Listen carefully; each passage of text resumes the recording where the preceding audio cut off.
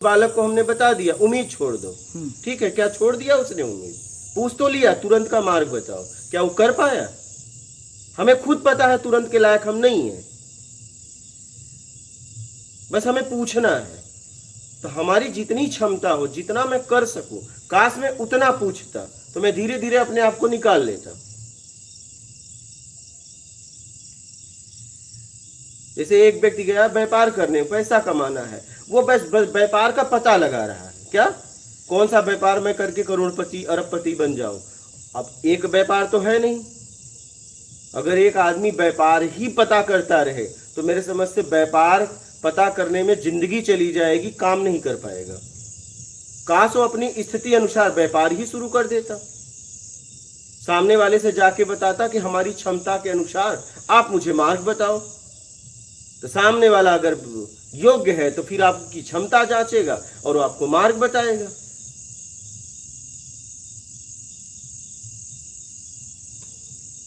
बहुत लोग ऐसे आके आवेश में जाके जीभ काट लिए, कोई हाथ काट लिया, लेकिन हुआ क्या?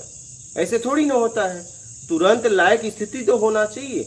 वाल्मीकि के सामने गुरु ने उन्हें बोध कराया कि तुम्हारा कोई नहीं है। उनकी योग्यता के अनुसार उन्हें बोध कराया।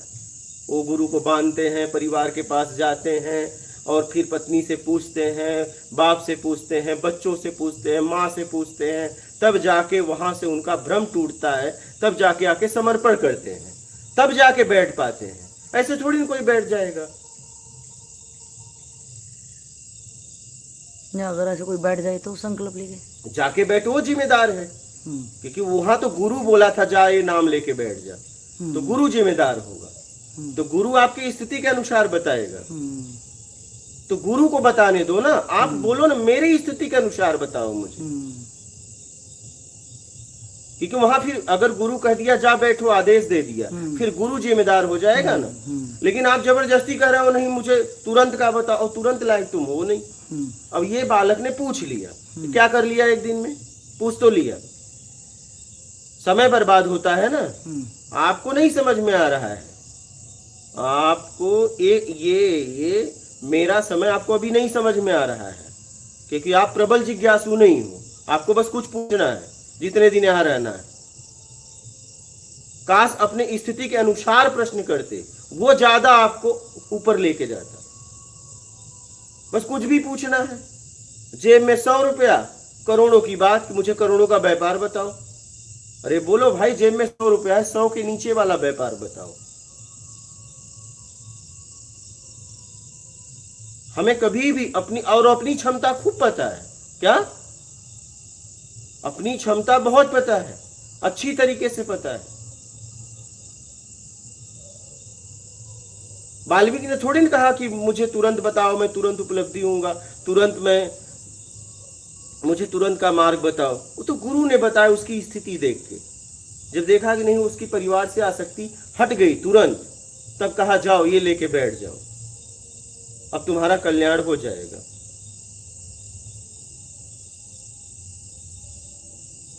इसलिए कि तुम जाके समझ कर आए हो।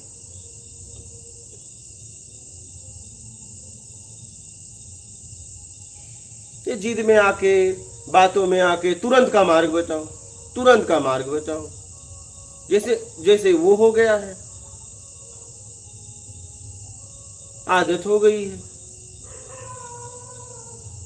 हमें कभी भी अपने स्थिति के अनुसार ही बात करनी चाहिए, और हर व्यक्ति को अपनी स्थिति का पता है।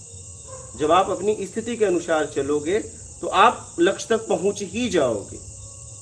आपका कहना है कि उनको अपनी स्थिति पता होता है, तो हमें नहीं पता होता अपनी स्थिति। जब नहीं पता है तो आप जहां गए हो उसको बोलो कि मेरी स्थिति से मार्ग बताओ, ठीक है, तो वो बताएगा। अगर आपको नहीं पता है तो जिसके पास गए हो उससे पूछो कि मेरी स्थिति के अनुसार मुझे मार्ग बताओ। 2 रास्ते होते हैं, या तो आप अपनी स्थिति समझकर पूछो, या तो सामने वाले पे पूरा छोड़ दो।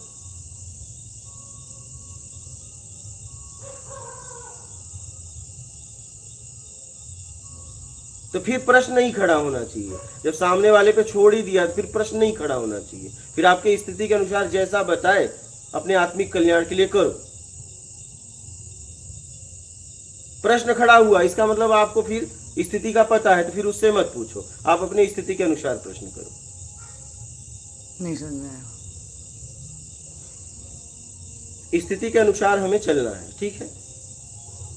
तो हमें तो अपनी स्थिति ही नहीं पता ना। हाँ नहीं पता है। हम्म, अब हम जिसके पास चले गए, पहले खूब उसे समझ लो, जितना आपके पास समझने की क्षमता है अपनी ताकत लगा दो, और समझने के बाद बोलो भाई अब आप जैसा कहें वैसा हम करें, अब वो जैसा कहे करते चले जाओ, क्या। हाँ फिर वो जिम्मेवार। हाँ, फिर आप उससे प्रश्न मत करना, क्योंकि आपके स्थिति अनुसार बताया है कि अभी कुछ नहीं हुआ। नहीं, आपके स्थिति अनुसार बताया, आप करते रहो, चाहे 1 साल लगे चाहे 20 साल लगे, प्रश्न नहीं खड़ा होना चाहिए। प्रश्न खड़ा हो गया मतलब इसका मतलब आपको अपनी स्थिति का पता था।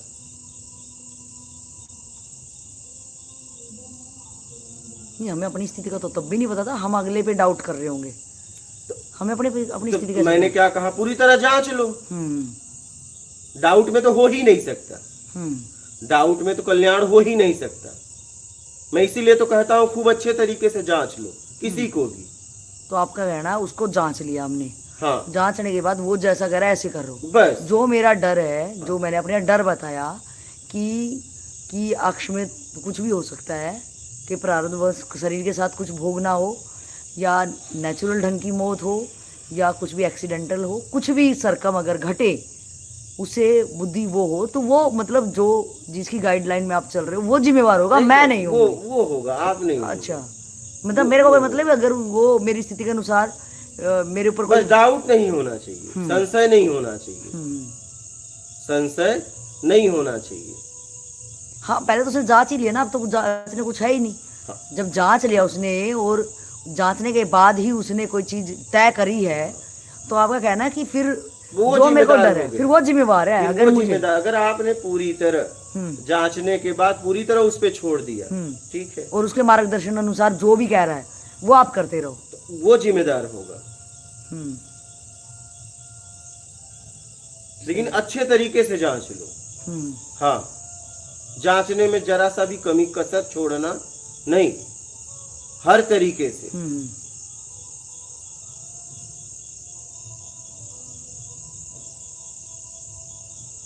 हर तरीके से उसे जांच लो। चलो, मेरा कंसेप्ट ये इस यहाँ तक पहुँचा कि आप पहले उसको जांच लो, जिसके पास आप गए हो। आपको अगर वो जच रहा है कि हाँ कि ये इसके मार्गदर्शन से मेरी यात्रा हो सकती है, तो वहाँ पे आ जाएगा जब आपका सरेंडर।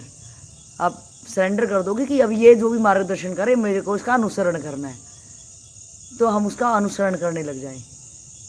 और उसका अनुसरण करते करते अगर आपके साथ कुछ मिसहैपनिंग होती है कुछ भी, तो क्या जो हमने जब जांचा कि हाँ इसके हाथों में हैंडल देने से गाड़ी पहुंच ही जाएगी मंजिल पे, तो क्या अध्यात्म में उस बंदे को साथ रहते रहते मतलब उसको भी बल तो मिलेगा ना, उसको तो बल मिल रहा है तभी तो उसके साथ रह रहा होगा। यहाँ तक है कि अगर आपने पूरी तरह गुरु योग्य है, ठीक है, मैं एक गुरु स्थिति की बात कर रहा हूँ, क्योंकि कभी भी हमें पूरी तरह जांचने के बाद गुरु योग्य है तभी उसके पूरी तरह कर देना चाहिए समर्पण, ठीक है। और जब हम समझ जाएंगे तो हो जाएगा समर्पण, करना भी नहीं पड़ेगा। तो अगर गुरु योग्य है और किसी साधक का, किसी शिष्य का शरीर छोड़ जाता है, तो गुरु में इतनी क्षमता है कि वो अगला शरीर उसके लिए लेगा, उसे ऐसे नहीं छोड़ेगा, उसे ऐसे वो नहीं छोड़ेगा, उसको तार के ही रहेगा, चाहे उसे जितना जन्म लेना पड़े, जितनी बार उसे आना पड़े। लेकिन मैंने कहा ना, डाउट संशय एकदम नहीं होगा तो हाँ। और डाउट संशय है तब तो बात ही खत्म। तो ज्यादातर हम चालाक बहुत हैं, क्या? हाँ, हम चालाक बहुत हैं। अगर राधे श्याम गोयल जी हैं, ठीक है, सामने ही है, इतना इनका समर्पण था, लेकिन कहीं न कहीं डाउट था और एक व्यक्ति के द्वारा पैदा हो गया, नहीं? हाँ जी, ठीक है, लेकिन निमित्त वो बना, लेकिन डाउट इनके ही अंदर था। ऐसा नहीं उसने डाउट पैदा किया, नहीं। नहीं, हम्म, वो छिपा हुआ था, वो निमित्त बन गया। हम्म,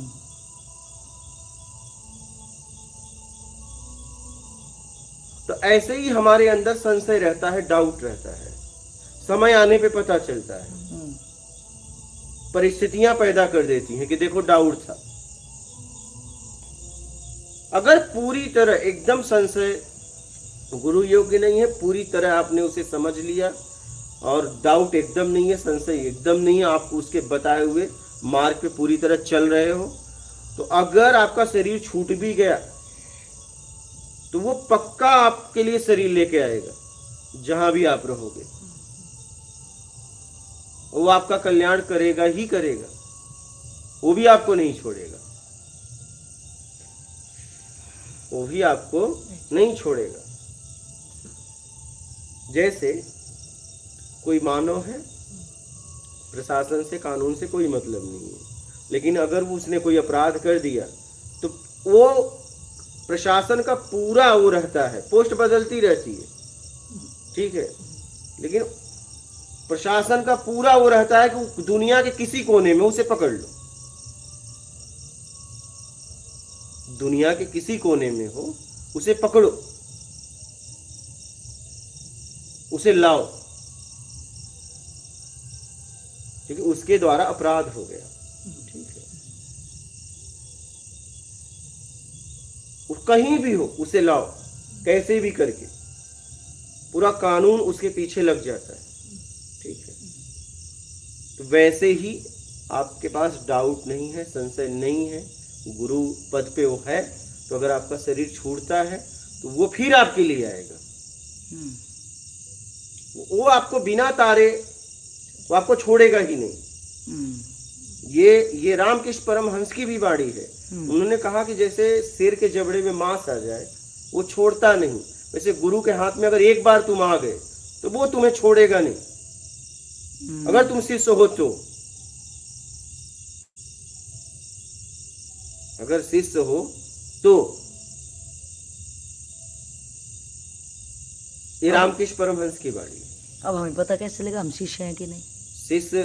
शिष्य हैं जब आप अपने आत्मिक कल्याण के अलावा आपको कुछ भी नहीं चाहिए, तब आप शिष्य हो।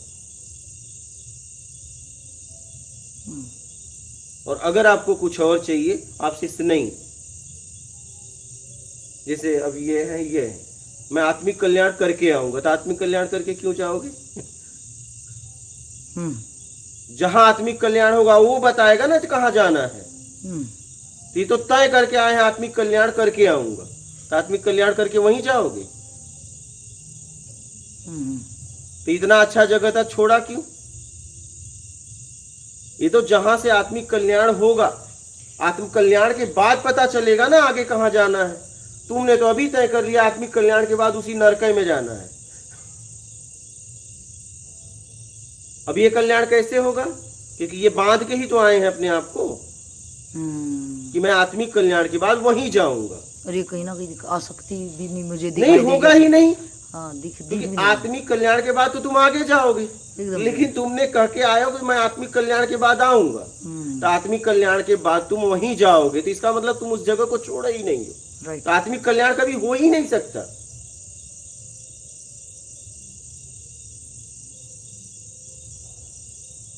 आपको ये बोलना पड़ेगा अब हम जा रहे हैं अपने आत्मिक कल्याण के लिए, और आत्मिक कल्याण के बाद क्या होगा मुझे भी नहीं पता। राइट। तब जाके आत्मिक कल्याण होगा। आप तो पूरी प्लानिंग से आए हो कि हमारा आत्मिक कल्याण होते ही मैं आ रहा हूं, तो तुम आए ही कहां? और आत्मिक कल्याण होने के बाद वही नरक जाओगे? आत्मिक कल्याण के बाद आगे जाओगे कि पीछे जाओगे? लेकिन आप पीछे जाने के लिए बोल के ही आए हो, तो आत्मिक कल्याण संभव ही नहीं है। शब्द ही तो बंधन है। बराबर। आप क्या बोलते हो, आपका कमेंटमेंट क्या है, आप क्या बोलते हो, क्या वादा करते हो, वहीं आपको जाना पड़ेगा। हम वो मेरे सूक्ष्म रूप में तो है ना वो विचार। हाँ, वो पक्का कर दे। तो आपने उस जगह को छोड़ा कहाँ? सही। उस स्थान को छोड़ा कहाँ? आप तो कह के आए हो कि मैं आत्मिक कल्याण के बाद आऊंगा।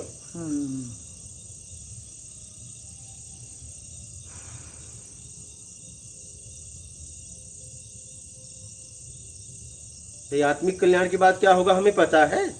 हम कैसे वादा कर दिए? रोज रोज देखेंगे भाई हो रहा है कि नहीं, जाऊं मैं जाऊं, हाँ, हो रहा हो तो मैं हाँ, जाऊं। एकदम एकदम। और घर वाले बाट में जाने कुछ के लिए होया आप कि कहीं नहीं। न कहीं जैसे इधर इधर दिन बीतेगा वैसे वैसे एक व्याकुलता और बढ़ेगी, यार जल्दी जल्दी हो, मैं जाऊंगा, सही सही सही। क्योंकि आप बोल के आए हो और वो भी इंतजार कर रहे हैं। हाँ, कहीं ना कहीं उनको भी होल्ड कर रखा है यार, तो वो भी अपना निश्चित काम यही नहीं है कर पा रहे। आसक्ति, यही है उम्मीद।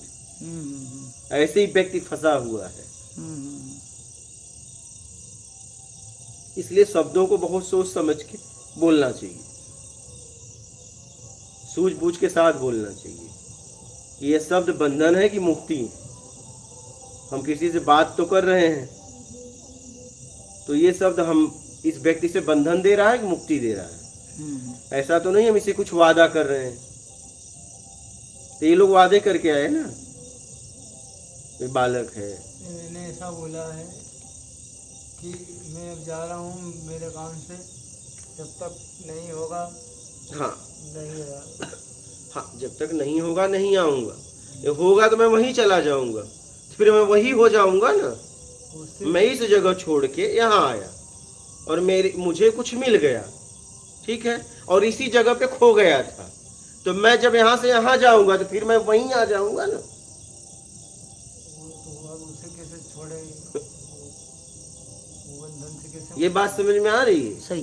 कि इस जगह पे मैं था, मैं यहाँ आया, ठीक, तो मैं यहाँ आया जिसलिए आया था, हो गया, और फिर मैं वहीं गया तो फिर मैं वही हो जाऊंगा ना। लेकिन ये होने होने वाली बात भी तो अपने हाथ में नहीं है ना, कितना टाइम मुझे लगेगा, कोई वही क्लास तो है नहीं, ये मुझे पता है कितने दिन में आ रहा हूँ लौट के। अच्छा, अब पता चला कि जिनसे आप वादा करके आए हो वो कहीं निपट लिए, तो फिर उनसे भी मिलना है, क्योंकि वो तो आपका इंतजार ही कर रहे थे।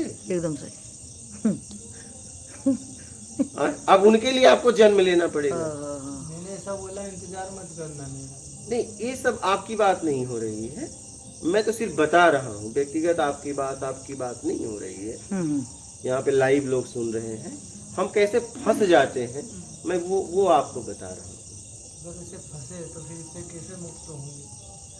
भाई जितने लोग मेरे हैं आप उन्हें ये कह दीजिए, ठीक है, अगर आपकी जिम्मेदारी दायित्व है तब तो वहीं रह के कल्याण करो, और अगर आपने ऐसा कुछ लिया नहीं है तो आप ये कह दो कि हम जा रहे हैं अपने आत्मिक कल्याण के लिए, क्या होगा मुझे पता नहीं, क्योंकि क्या होगा मुझे क्या पता। बराबर, ठीक, पहली क्लास है हाँ। मेरी तो। ये मेरा आखिरी मिलना है मेरे तरफ से, क्या अभी वापस जाके ऐसा बोल के अब वो आप देख लो, बोलना पड़ेगा बेटा, बोलना ही पड़ेगा, नहीं तो वो तो इंतजार कर रहे हैं, क्योंकि आपने बात किया तो वो व्यक्ति वही कहा। हाँ भैया, वही बोले इनके भैया। हाँ, वो तो इंतजार कर रहा है ना कहीं न कहीं मानसिक आपका। ऐसा बोल के फिर से आना पड़ेगा। अब देख लो, मैं तो आपको बता रहा हूँ कि कैसे बंधन देता है शब्द।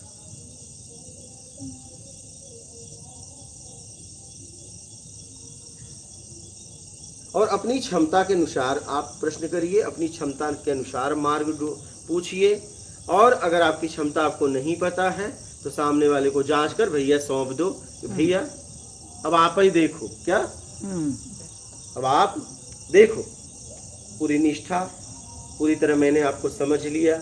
आप उसके साथ एक दिन क्या कई साल रहो, एक ही दिन 2 दिन में मत फैसला ले लो, क्या सही। लेकिन जब छोड़ दो ना तो छोड़ दो। द्रौपदी ने शुरू में भगवान को नहीं बुलाया,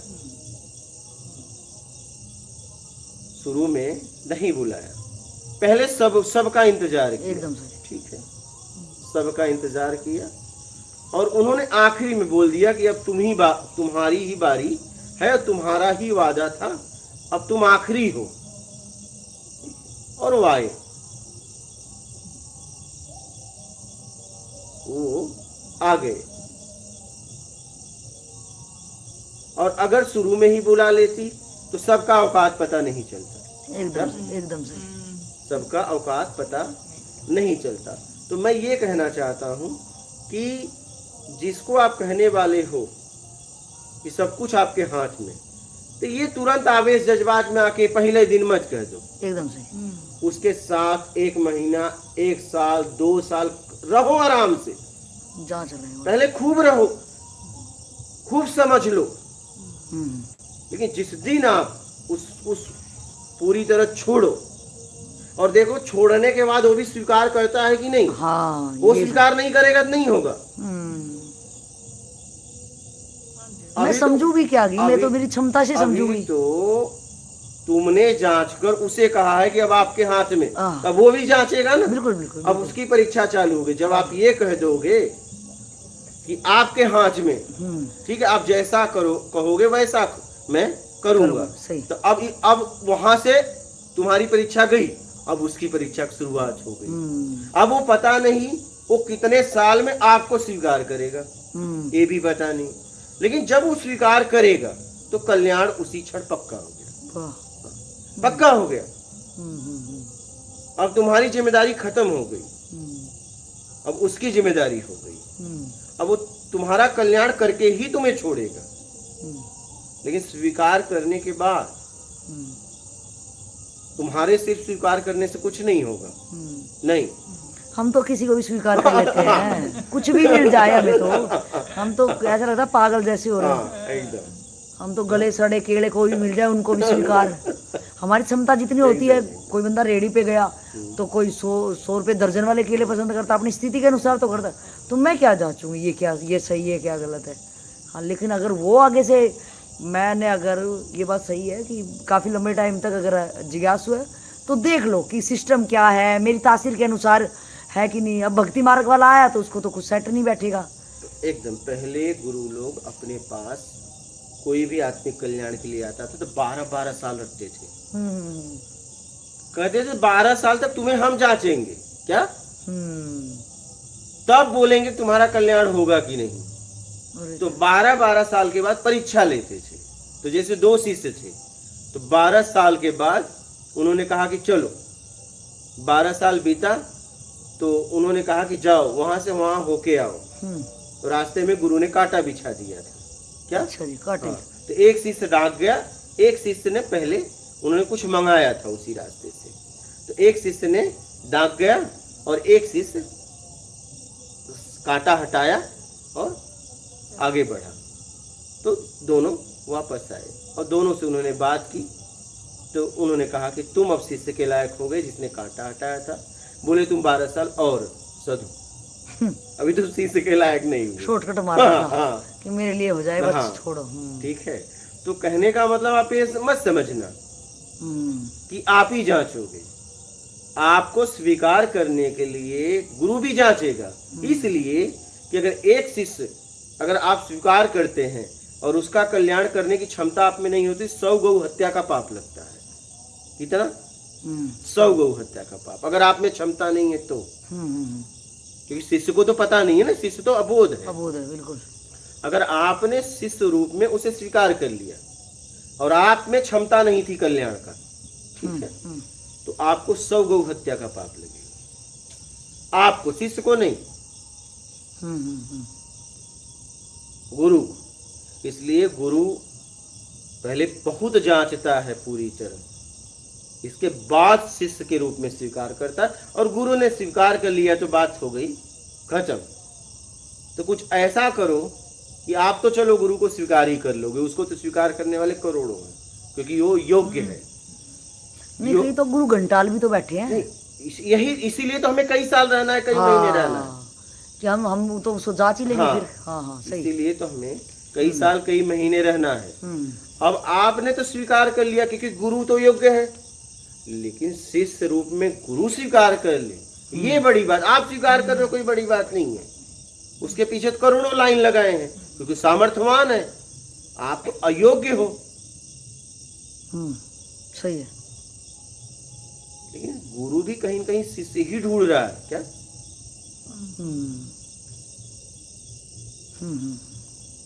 लेकिन शिष्य कौन? जिसे आत्मिक कल्याण के अलावा कुछ नहीं करना है।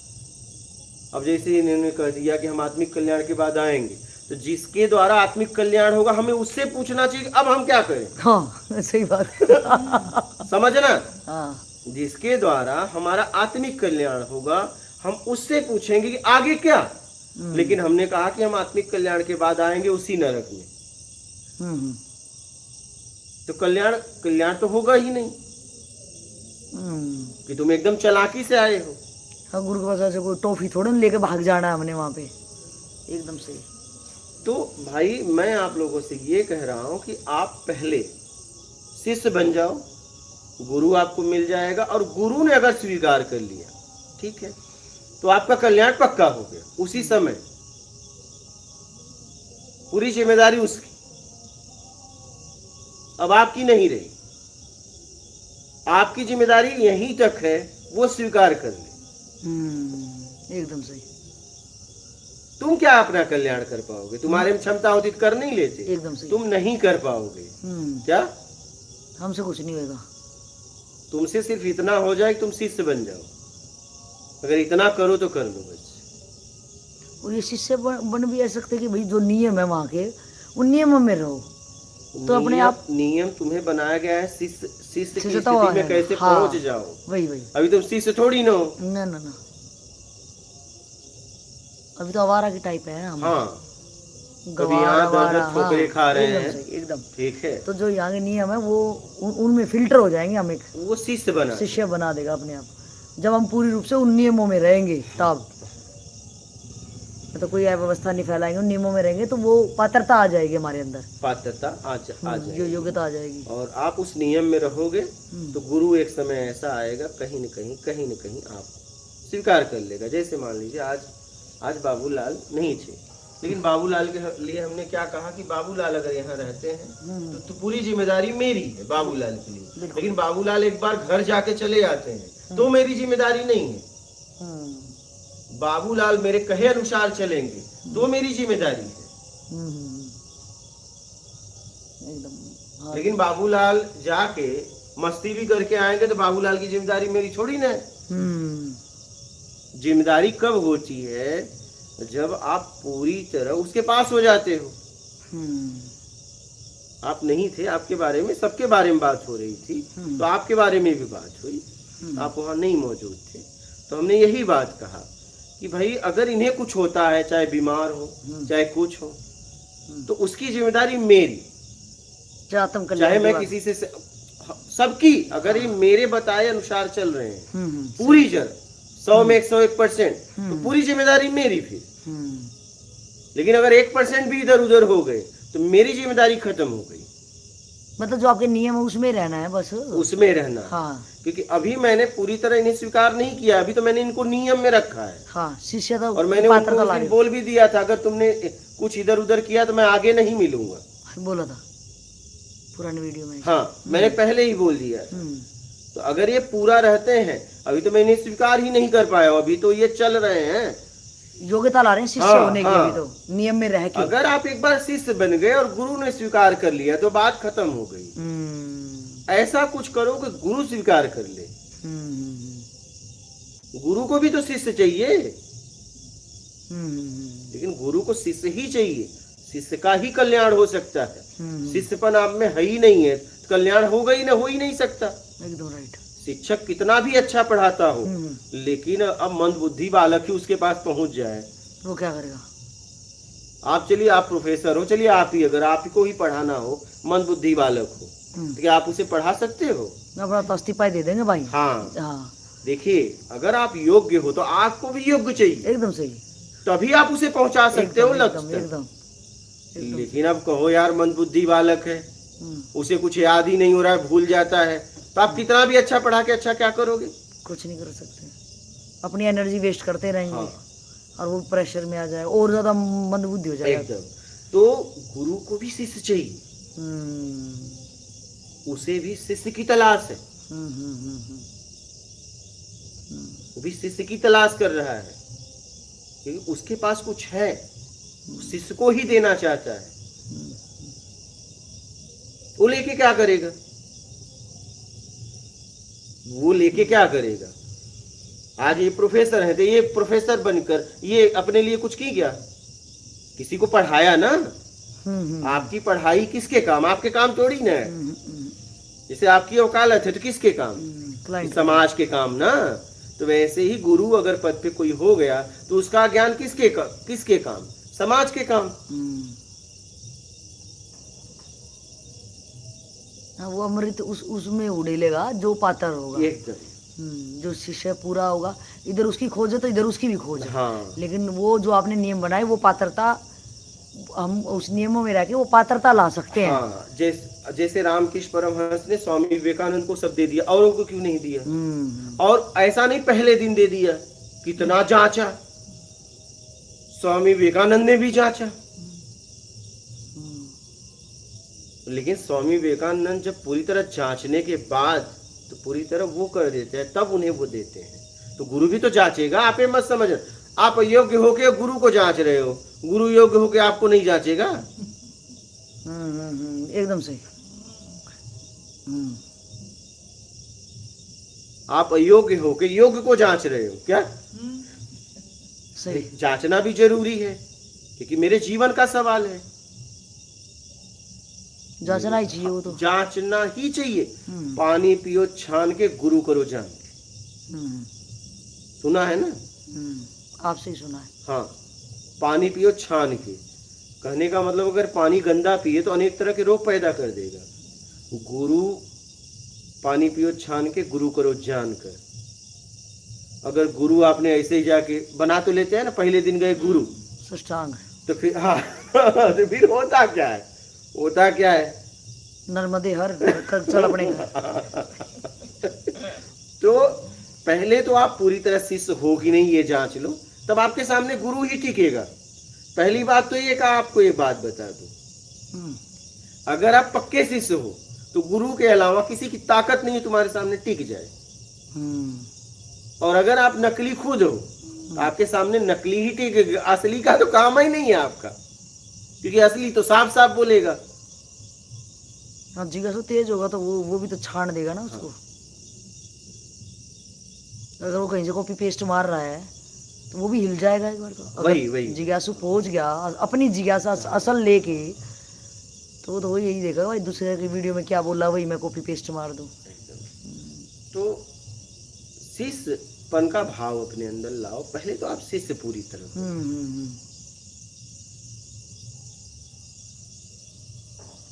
ये भाव भी मुझे लग रहा कि अगर आप कहते भाव लाओ, वो लाना नहीं पड़ेगा, मतलब जाके वहाँ के नियम है, उन नियमों में मैं रही, और उन नियमों में रह के ही मुझे अंदरूनी फीलिंग वो आएगी कि नियम में रह के ही मुझे अच्छा लग रहा है।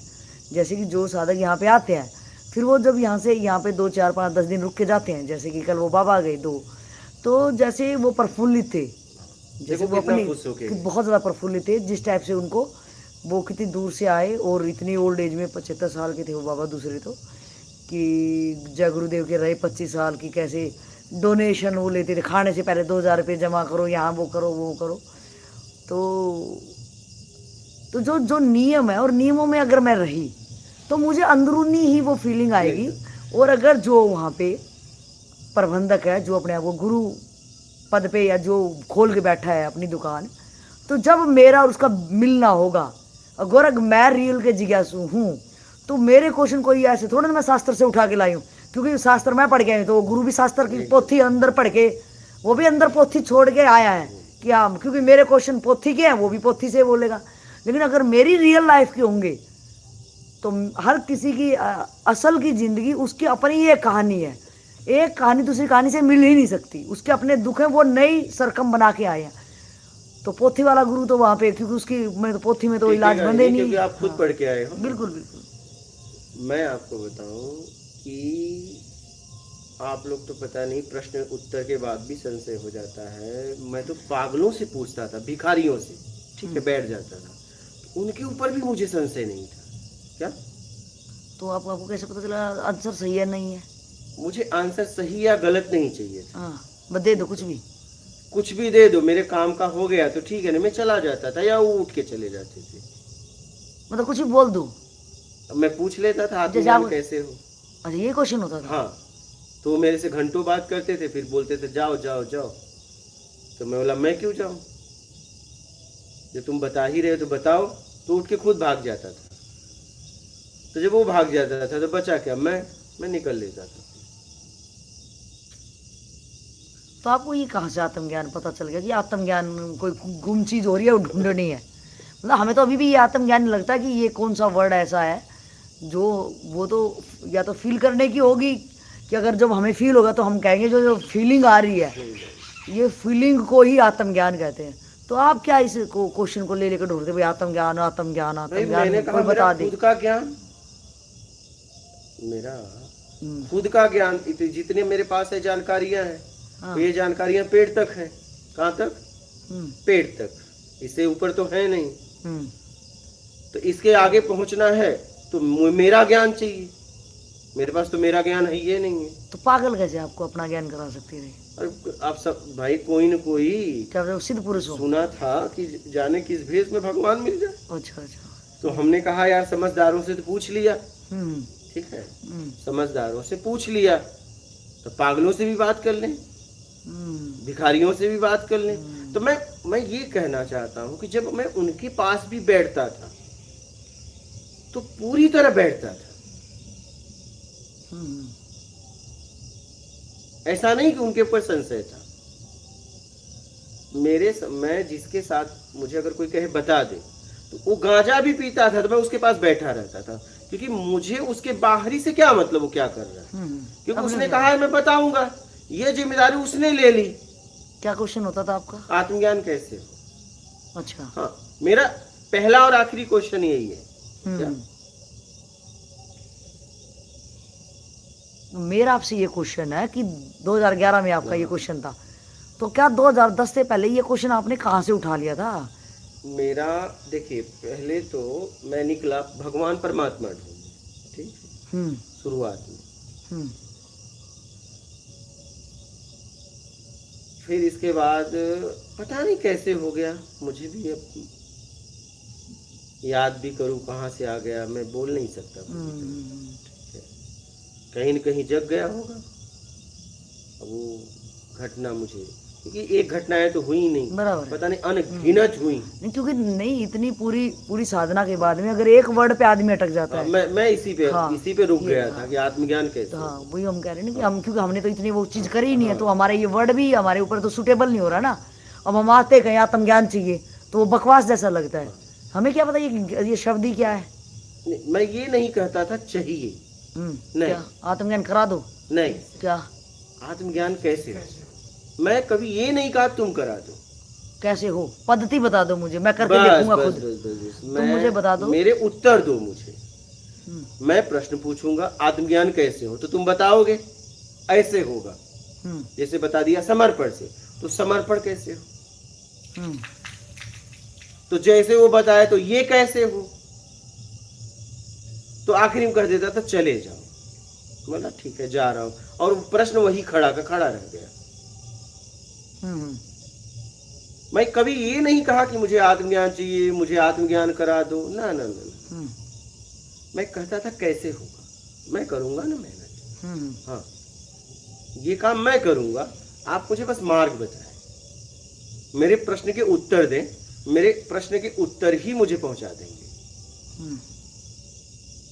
और बाहर वो कुछ भी करता था, मेरे सामने गांजा भी पीते थे लोग, मुझे बताने की कहते थे, मैं कोई मतलब नहीं रखता था। क्या ना, तुम गांजा पियो, दारू पियो, मुझसे कोई मतलब नहीं। आपने क्या मतलब, ये तुम्हारी पर्सनल लाइफ है, सही है। तुमने मुझे कहा है मैं बता दूंगा, इतना कम नहीं है मेरे लिए। अब ये जिम्मेदारी तुम्हारी है। क्या? ये जिम्मेदारी तुम्हारी है, और मैं तुमसे पूछता रहूंगा। तुम मुझे बर्दाश्त कर पाए, बता ही दोगे। क्या? सही, जिम्मेदारी ले ही लिया है तो तुम्हें तो निभाना पड़ेगा। मैं तो तुम्हारे भरोसे हो गया, तुम जानो तुम्हारा काम जाने, या तो मुझे ना कहो। सही है। तो मैंने ये देखा कि बाहर से वो कुछ करता था तो मुझे कभी भी 1% का भी शक नहीं हुआ, संशय नहीं हुआ, नहीं कभी नहीं। मैं कौन होता हूँ संशय करने वाला? तो बेतुकी उसकी पर्सनल लाइफ, वो कुछ भी करे, हमें क्या मतलब, बस वो हमें बता दे प्रैक्टिकल भाई क्या करना है, ये हम करके देखेंगे। जो मेरे को बोले ऐसे चीलम पी रहे थे, हम तो बैठे रहते थे, उन्होंने ऐसे किया, बोला इससे क्या होगा, क्या इससे हो जाएगा जिसके लिए मैं निकला हूँ? बोले नहीं एक नशा है। तो बोला नशा करने के लिए मैं निकला ही नहीं हूँ, अगर आप कह दो इससे हो जाएगा। तो मैं भाई एक हाथ में क्यों, दोनों हाथ से चीलम पीऊंगा। भाई हमें जल्दी चाहिए ना, क्या हमें तो बहुत तेजी से चाहिए। मैं एक हाथ से चीलम थोड़ी पीने वाला हूं फिर। तो मैं चीलम ही पीता रहूंगा जब तक हो नहीं जाएगा, क्योंकि इसके अलावा मेरे पास कोई काम ही नहीं है। अगर वो कह देते उस समय तो मैं पीने लगता। तो भूल जाते फिर तो आत्मज्ञान चाहिए, क्या चाहिए? क्यों? आत्मज्ञान के लिए तो पी रहा हूं। तो वो तो कोई भी बेवड़ा ऐसे कुछ ही बता देगा तो वही कर लेंगे आप। तो ठीक है, वो आपके लिए बेवड़ा है, मेरे लिए थोड़ी ना। तो आप भी अगर प्रैक्टिकल करते तो 2 4 5 10 वो बोलते भाई 100 चिलम पीने तो होगा, तो 100 तो दिमाग घूम जाता। मैं वही कह रहा हूँ कि मैं अपने पूरे भाव को आपको बता रहा हूँ। अब कहना कि मैं वो भी करके देखता एकदम पूरी तरह। हाँ। एक हाथ से नहीं पीता, क्योंकि मुझे वही चाहिए था। सही। उसके अलावा मुझे कुछ चाहिए नहीं था। मेरा जीने का कोई आधार बेस नहीं था। सही सही सही। और मुझे मिल नहीं रहा था। और तो अगर ये एक व्यक्ति मुझे इस ब्रह्मांड में आश्वासन दे रहा है चीलम पीने से हो जाएगा और मेरे पास कोई ऑप्शन नहीं है, तो कम से कम कोई तो एक ऑप्शन दिया मुझे। रिस्क तो मैं तो क्या रिस्क पे अरे तो मेरे पास है क्या? रिस्क पे तो जिंदगी खड़ी अरे है भाई मेरे पास, मैं कह रहा हूँ नहीं रिस्क लोगे, तुम्हारे पास है क्या? है क्या? क्या आधार है, क्या बेस है? कुछ नहीं है। ये रिस्क भी नहीं है। आपके पास पीछे क्या है? हाँ जो कुछ है रिस्क तो जब होता है, जो ऑप्शन अगर आप कहो कि मैं रिस्क लिया, क्या रिस्क लिया? रिस्क क्या लिया? आपने समझ लिया वहां कुछ नहीं है। सही है। हाँ ऑप्शन में रिस्क होता है। हाँ ऑप्शन में रिस्क होता है। रिस्क कब था कि जब भैया मैंने रिस्क लिया, लेकिन इससे अच्छा रास्ता था, लेकिन वो रास्ता छोड़कर मैंने आपके कहे अनुसार रिस्क ले लिया। मेरे पास तो कुछ था ही नहीं यार। तुम गांजा क्या चरस पिलाओ, अफीम पिलाओ, पिएंगे। अरे क्या करें, कुछ है तो है नहीं। थक तो गया हूँ क्या? कम से कम या तो मुझे ये पहुंचा देगा या मार देगा। सही है। क्योंकि तुम मरने का रास्ता तो बता दिया। या तो मार देगा या तो पहुंचा देगा, और क्या कर सकता है? क्योंकि मेरे पास भी कोई ऑप्शन नहीं है। अमर तो मैं वैसे, और मैं रिस्क थोड़ी ले रहा हूं। मेरे पास है क्या रिस्क लूंगा? मेरे पास है क्या? परिवार से लगाव नहीं, नाम शोहरत पैसा चाहिए नहीं, आश्रम बनाना नहीं है, गुरु बनना नहीं है, शिष्य बनना नहीं है। कोई मैं तो कहता कि नशेड़ी भी नहीं बन पाया, गृहस्थ में जा नहीं पाया, तो मेरे पास है क्या कि मैं रिस्क लूं?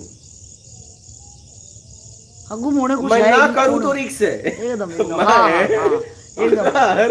नहीं करूं तो रिस्क है। मैं क्या करूंगा फिर? एकदम जिंदगी तो नर्क हो जाएगी। एकदम कम से कम चीलम गांजा मुझे मार तो देगा, एकदम, क्योंकि मेरे पास जीने का आधार बेस नहीं। लेकिन ये पूर्णतः पता है कि ये पीने से होगा तभी पीऊंगा, नशा में नहीं करूंगा। तो उन्होंने हटा लिया, उनकी हिम्मत नहीं हुई वो दे दे। लेकिन मैं नशा नहीं करूंगा, मैं पीऊंगा तो आत्मज्ञान के लिए ही पीऊंगा, ये पक्का है 101%। रिस्क तो तब है जब मैं बात ना मानूं। क्या? एकदम सही। इसका मतलब है मुझे चाहती ही नहीं है उसको। हाँ एकदम सही है। अरे मरता क्या ना करता। एकदम सही। आदमी का सामान जब खोता है ना, तो इतना बड़ा सामान है लेकिन इतनी बड़ी हांडी में ढूंढने लगता है। एकदम एकदम। हाँ एकदम। जब उस सामान की बहुत जरूरत है, जिंदगी में सबसे जरूरत है, तो कहीं भी ढूंढता है। जहां नहीं खोया है वहां भी ढूंढता है। हाथी को भी सुई की नोक में ढूंढता है। समझ रहे हो? बिल्कुल सही। लेकिन जब पक्का चाहिए तो, और उसके ऑप्शन है तो वो नहीं ढूंढेगा, कहेगा चलो इससे काम चलाओ। हाँ चला लेगा वो। तो मैं ये कहना चाहता हूँ कि मेरे पास ऑप्शन ही नहीं था। अगर मैं नहीं करता तो रिस्क था, जीने का आधार बेस नहीं था मेरे पास। मैं करता क्या? सही।